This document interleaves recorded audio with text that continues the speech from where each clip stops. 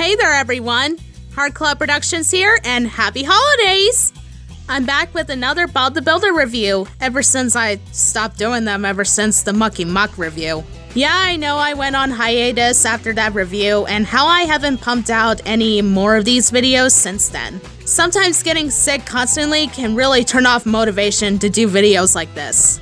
And how I have been focusing on other things in my lifetime was honestly refreshing while I was taking a break from making any mainstream videos. Well, I'm back to doing another review on any episode that is worth talking about. And since it is the holiday season, I'm going to review one of the Christmas episodes.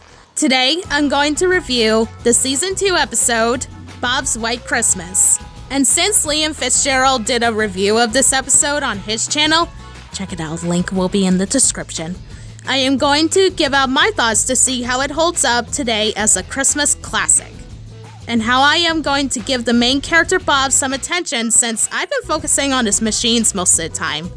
It is so overdue for me to tackle an episode where Bob is the main character, so I'm honestly glad I picked this episode to review. Without further ado, let's dive into Bob's White Christmas.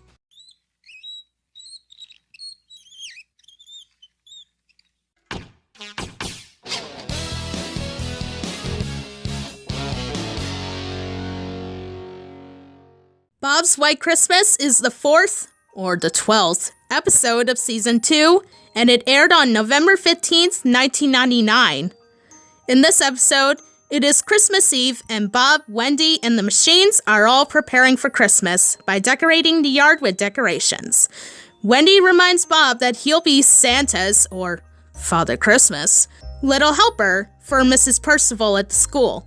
Dizzy wishes that it would snow in order to have a white Christmas. Within the night, Dizzy's wish came true as everything was covered to the brim with snow. The machines played with the snow for a bit before Wendy informed Bob that Farmer Pickles was snowed out of his home.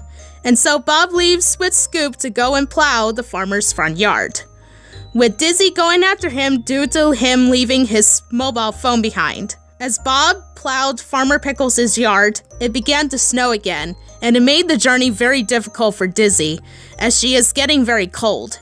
She then took a shortcut that led to her being covered in snow and for Spud to freak out that she was a snow monster. After Bob and Scoop finished plowing Farmer Pickles' yard, Spud told them that he came across a snow monster, and they confronted it. Only that it turns out to be only Dizzy. After Dizzy explained herself, she followed Bob and Scoop back to the yard to get ready for the evening. Bob got his Santa suit on, ready to go to the school, with Muck as his sleigh and Dizzy as the reindeer. Mrs. Percival is happy that Bob helped at the school with the toys for the kids, and so he sleighed down across the road to even make Spud believe that he is actually Santa. The next morning, the machines woke up to see that Santa did come to give them presents while also still having snow present.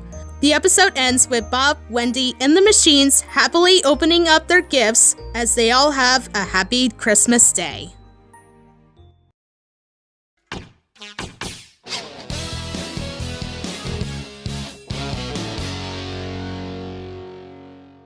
Despite the episode being simple, Bob's White Christmas really did a great job capturing the essence of what a Christmas episode should be, and how it showcases that it is possible to have a white Christmas if that is possible. That rarely happens where I live, but I am satisfied that this episode delivers on how special it can be to have a white Christmas.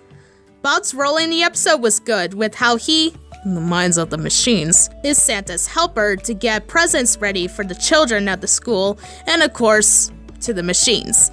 Unlike his main role in A Christmas to Remember, where Bob literally goes through the stress of getting ready for Christmas, here I like how he's more chill with getting ready for the holiday.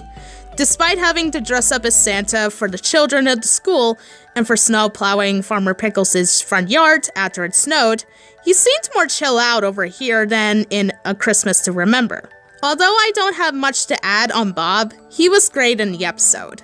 Dizzy had a nice supporting role in the episode as well. How she wished to have a white Christmas and for her wish to come true really makes her childlike innocence shine, and that is another aspect on the episode that I'll touch on in a bit. I do feel bad for her having to follow Bob in the freezing cold when it started to snow again, to the point that she is almost covered up in the snow. But I do like how she tried her best to give Bob his mobile phone to him, despite freezing really badly. And I honestly don't know how Bob's phone didn't get all soaked from the snow in Dizzy's mixer. Like, snow is frozen water, and I don't know how that phone didn't get wet from it in Dizzy's mixer. Anyways, Dizzy dressed up as Rudolph the Red-Nosed Reindeer is a reference that I honestly expected to come across in the episode, to be honest.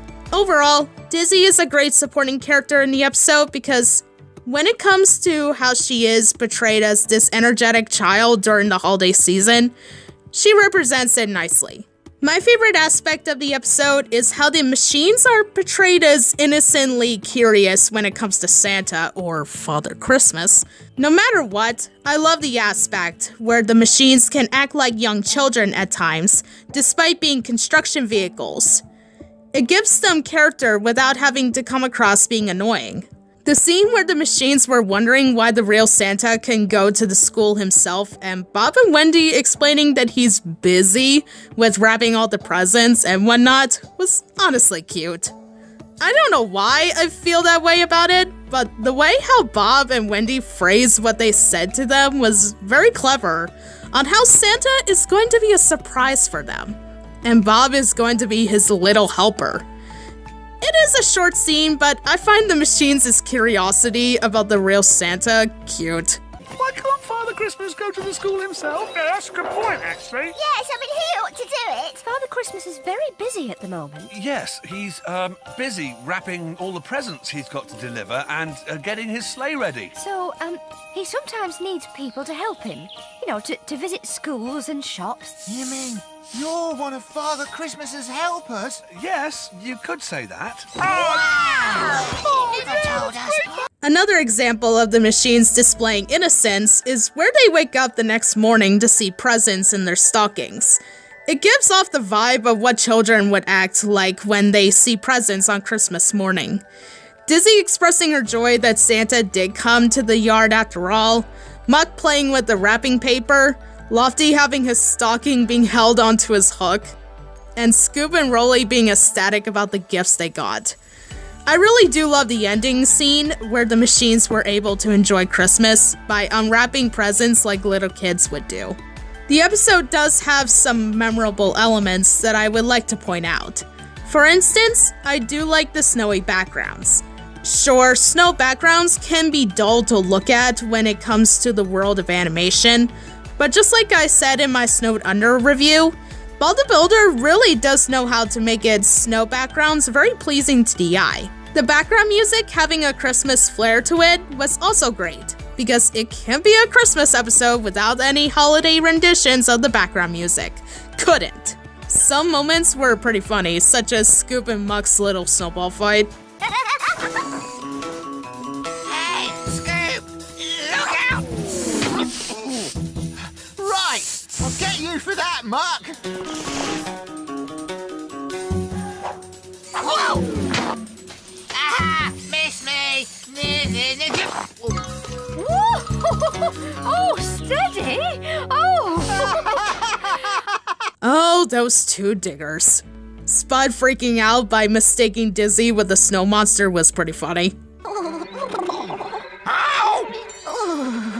It's a snow monster! Ow! Ow! Ow! Ow! It's a snow monster! Oh, Spud! You do know that it is just Dizzy right in front of you, right? And Rolly just rolling over his present while delivering a shocked reaction got to me. Brilliant! That's fantastic! Yeah, Thanks I ever was so feeling a much. bit difficult with the, oh, wow! I didn't expect for Rolly's present to still look good in the box, despite him rolling it over, to be honest. And the spirit of Christmas is present all throughout the episode. Nothing at all is forced in the episode, and I really enjoyed the elements that make it a great Christmas episode. The plot is very slice-of-life-y, and not much happens, but at the same time, I do like how this episode is more chilled out and has more relaxing fluff in it, compared to how A Christmas to Remember is more about focusing on the stressfulness of Christmas. Despite being simple, this episode does deliver on being a great Christmas episode.